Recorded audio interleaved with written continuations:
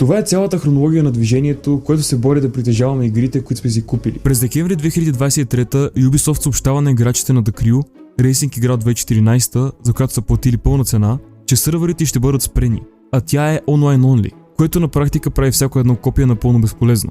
До април 2024 играта вече я няма.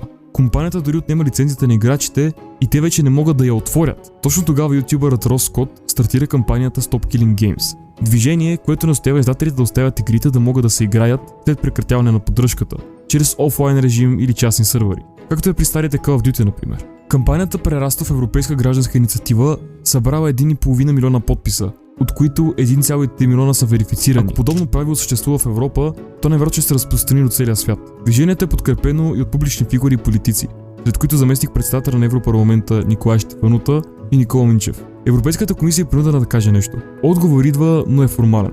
Позовавайки се на права за интелектуална собственост и авторско право, те отказват да задължи издателите да поддържат игрите с закон. Та съответно голяма част от ентусиазма умира, но движението продължава да съществува и да се опитва да прокара законодателство, според което игрите, които си купил, са си твои. Но за сега въпросът кой ги притежава остава открит. И отговорът клони към корпорациите.